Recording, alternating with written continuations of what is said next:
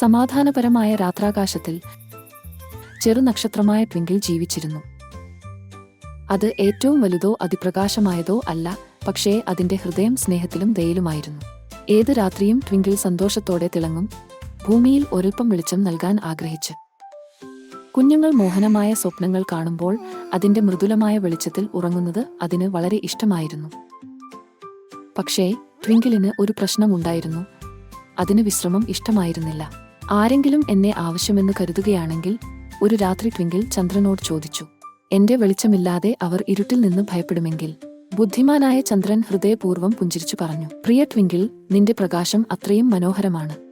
എന്നാൽ നീ മികച്ചതായി തിളങ്ങാൻ വിശ്രമം വേണ്ടതാണ്. നക്ഷത്രങ്ങൾക്കും ഉറക്കം ആവശ്യമാണ്. ട്വിങ്കിൾ പെട്ടെന്ന് കണ്ണുവെച്ചു. ഇതുവരെ അതിനൊരു ചിന്തയുമില്ലായിരുന്നു. താഴെ ഒരു കുട്ടി ടെഡിബെയർ പിടിച്ച് മേലോട്ട് നോക്കുകയായിരുന്നു. ഞാൻ ഇവിടെ തന്നെയാണ്, ട്വിങ്കിൾ യാഥാർത്ഥ്യമായി പറഞ്ഞു. കുഞ്ഞ് പുഞ്ചിരിച്ചു, കണ്ണുകൾ അടച്ചു, ശാന്തമായി ഉറങ്ങി. ട്വിങ്കിളിന്റെ ഹൃദയം സ്നേഹത്താൽ നിറഞ്ഞു. ഈ രാത്രിക്ക് ഇതു മതിയെന്ന് തോന്നി. വലിയൊരു തിളക്കമുള്ള വയമ്പേട്ടു ആകാശത്തിൽ ആശ്വാസത്തോടെ കിടന്നു.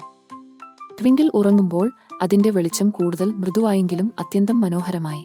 ആ രാത്രി മുതൽ ട്വിങ്കിൾ വലിയൊരു പാഠം പറഞ്ഞു. ശരിയായ വിശ്രമം തന്നെയാണ് നമ്മെ വീണ്ടും പ്രകാശിപ്പിക്കുന്നത്.